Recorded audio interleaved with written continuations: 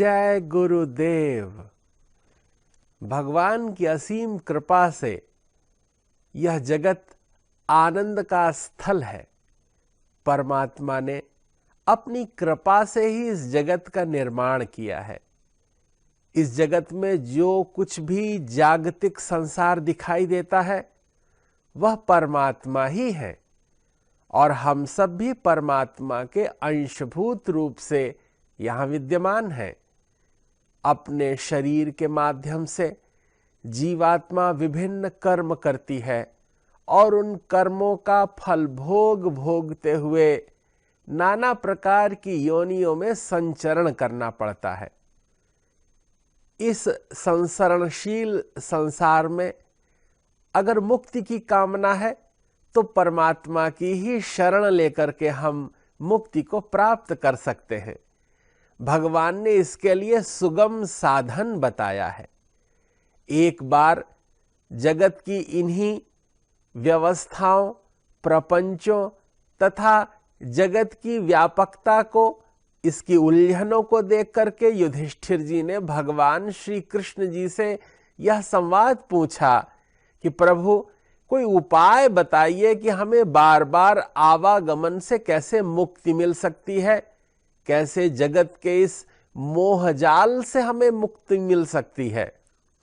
तब भगवान कृष्ण ने कहा, अरे युधिष्ठिर, यही संवाद तो एक बार श्री राम जी भी वशिष्ठ जी से करते हैं। वशिष्ठ जी इसका उत्तर देते हैं। उन्होंने भगवान श्री राम से कहा कि यद्यपि आप जगत नियंता हैं, जगदाधार हैं, आप सब कुछ जानते हैं, लेकिन लोक कल्याण के लिए ऐसा सुंदर प्रश्न पूछ रहे हैं कि कैसे हम जगत के इस माया जाल से, मोहजाल से मुक्त हो सकते हैं।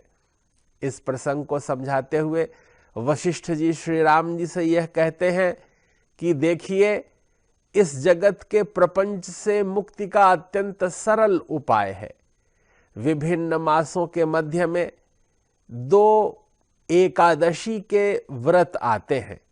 इन एकादशी व्रत को करने से हम जगत के विभिन्न प्रपंचों से मुक्त हो जाते हैं। विशेष रूप से वैशाख मास के शुक्ल पक्ष की जो एकादशी है, इसका नाम मोहिनी एकादशी है।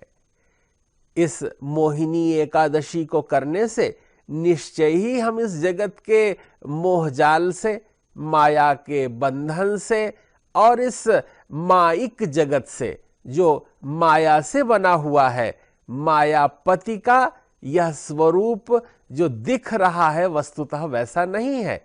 जो कुछ दिख रहा है वो क्षणशील है, नष्ट होने वाला है, इसलिए यह स्थिर नहीं है। और जो स्थिर नहीं है वो शाश्वत आनंद, शाश्वत तृप्ति और शाश्वत मुक्ति कैसे दे सकता है।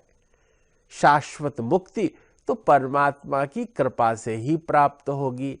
इसलिए इस वैशाख मास के शुक्ल पक्ष की मोहिनी एकादशी का व्रत करने से जातक निश्चय ही पाप मुक्त हो जाएगा, परमात्मा से युक्त हो जाएगा और जगत की इस संसरणशील प्रक्रिया से मुक्त होकर परम सत्ता का ही अंश बन जाएगा।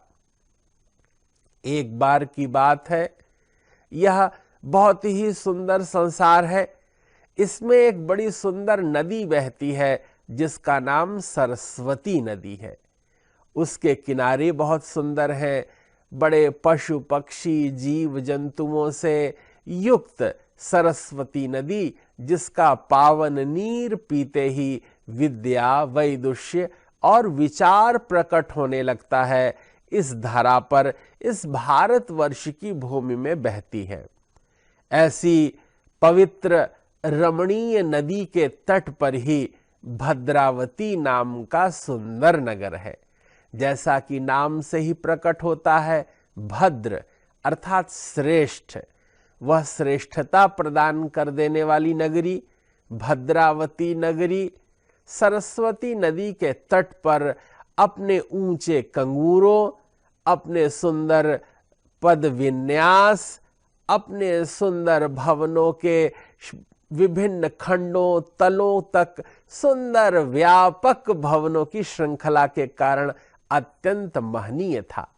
उस नगर को देखने के लिए ही बहुत दूर दूर से लोग आते थे और वहां पर चंद्रवंशीय राजा धृतिमान, अर्थात जिसके नाम का अर्थ है बुद्धिमान, वह धृति युक्त थे, उनका नाम धृतिमान था।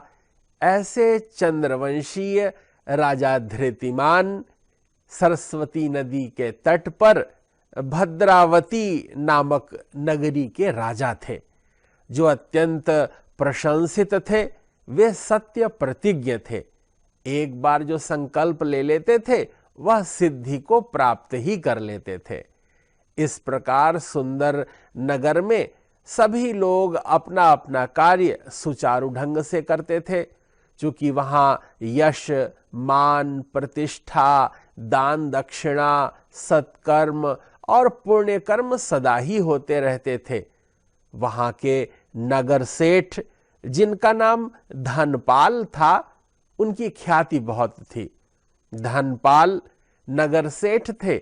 वे निरंतर कुएं खुदवाते रहते थे, बावली बनवाते थे, बड़ी सुंदर सराय बनवाते थे, जिससे लोग, आवागमन करने वाले राहगीर वहां विश्राम कर सके। धनपाल की कीर्ति पूरे विश्व में फैल रही थी। वे अपने धन का सदुपयोग करते थे। जितना वो कमाते थे उसका कई गुना उनके पास बढ़ता जाता था। मानो मां भगवती लक्ष्मी अपने कृपा से उनको कुबेर बनाना चाहती थी। वे बहुत दान धर्म करते थे, इससे कीर्ति भी बढ़ रही थी, और कीर्ति जब बढ़ती है तो धन भी बढ़ता है। यह अन्योन्याश्रित संबंध है। जब हम धन को संचय करने के बारे में सोचते हैं तो कीर्ति भी रुक जाती है, लेकिन धन जब हम अपार रूप से प्राप्त होने के बाद व्यय करने का सोचने लगते हैं, और धन जैसे जैसे व्यय करते हैं कीर्ति वैसे वैसे बढ़ती है। सत्कर्म करना चाहिए, पुण्य करना चाहिए। धनपाल के व्यवहार से यही शिक्षा दीक्षा हमें प्राप्त हो रही थी। नगर सेठ धनपाल की 5 संतानें थीं। वे 5 संतानें धीरे धीरे बढ़ने लगी। वे अपनी युवावस्था, तरुणाई को प्राप्त हो गई थीं। सभी अपने नाम के हिसाब से ही अपना अपना कार्य किया करते थे। उनके प्रथम पुत्र का नाम सुमना था। उसका मन बहुत सुंदर था। वह सत्कर्मशील था, विचारवान था। करुणा उसके हृदय में स्थायी निवास करती थी। उसका हृदय निर्मल, निश्चल, पवित्र और शांत चित्त था। जैसा उसका नाम सुमना था, उसका मन बहुत सुंदर था। वहीं धनवान धनपाल के दूसरे पुत्र का नाम द्युतिमान था। द्युतिमान अपने नाम के अनुरूप बहुत प्रकाश उससे मानो फैलता था। द्युति माने चमक, आभा, ओज, तेज का विस्तार होता था। अपने नाम के ही अनुरूप वो द्युतिमान था, कांतिमान था। जहां जाता था यश का ही वर्धन करता था, ज्ञान का वर्धन करता था। उसका भी यश बहुत था। वहीं धनपाल के तीसरी संतान का नाम मेधावी था। वो बहुत विद्वान था। नाम का प्रभाव पड़ता है। मेधा अर्थात जो तीक्ष्ण बुद्धि है वह उसकी बहुत प्रभावी थी। उसको शीघ्रता से ही सारे शास्त्र याद हो गए। वह वेद पुरुष के रूप में ख्यात हो गया था। चारों ओर ज्ञान का प्रकाश फैला रहा था। वहीं धनपाल का चौथा पुत्र, जिसका नाम सुकृत था, वो सदैव ही सत्कर्मशील था। वह जो भी कार्य करता था उससे पुण्यवर्धन होता था। यश कीर्ति बढ़ रही थी। इस तरह धनपाल के ये चारों पुत्र अपने नाम के अनुरूप सत्कर्म कर रहे थे। वहीं जो सबसे छोटा 5वां पुत्र था, उसका नाम धृष्ट बुद्धि था। वह अपनी बुद्धि की धृष्टता के कारण अर्थात कुटिलता के कारण कुछ अपयश उत्पन्न कर रहा था। छोटी सी ही अवस्था में उसके नाम के अनुरूप ही उसका आचरण जैसे हो गया था, अथवा आचरण के अनुरूप ही उसका नाम रखा गया था। उसकी बुद्धि कुटिल थी, वह बहुत कुमार्गी था। कुमार्ग का प्रारंभ कुसंग से होता है। यदि किसी भी व्यक्ति का संग अच्छा होता है, सत्संग करता है, तो उसका पुण्यवर्धन होता है, यश होता है, सद्विवेक आता है। लेकिन अगर कुसंयोग से कुसंग हो जाए तो व्यक्ति अपकीर्ति को प्राप्त करता है, उसके माथे पर कलंक लगता है, और यह कारण केवल कुसंग से है। अगर हम श्रेष्ठ साथी अपने साथ रखें तो कभी हमें नीचा नहीं देखना पड़ेगा।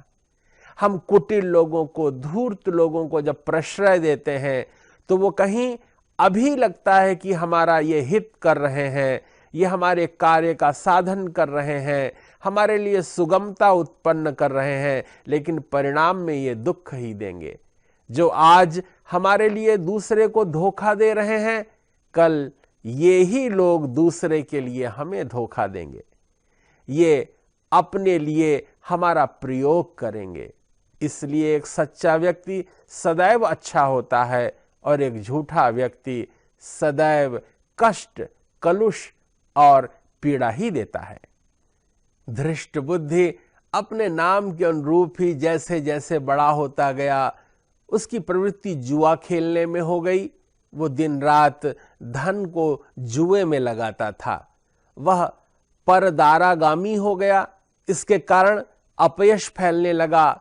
वह वैश्यावृत्ति में इतना खो गया कि एक बार नगर के मध्य में ही कुछ युवतियों के साथ उनके कंधे पर हाथ रख करके विचरण करता हुआ मार्गों से निकला, जिसको देखकर सभी नगरवासी उसका उपहास करने लगे, धनपति की निंदा करने लगे, धनपाल के बारे में भी प्रतिकूल बोलने लगे और इस भद्रावती नगरी में इसको कलंक के रूप में देखने लगे।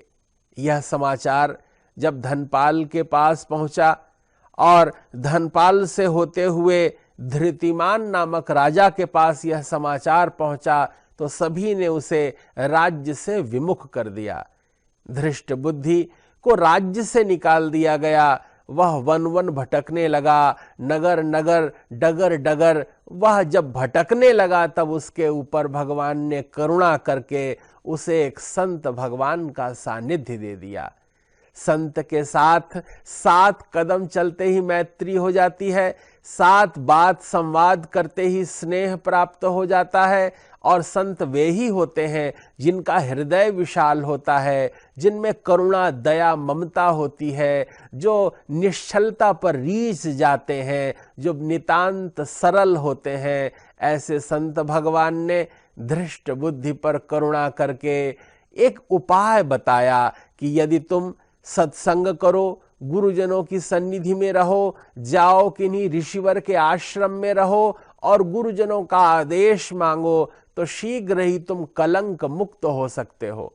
संसार में ऐसी कोई क्रिया नहीं है जिसका प्रायश्चित न हो सके।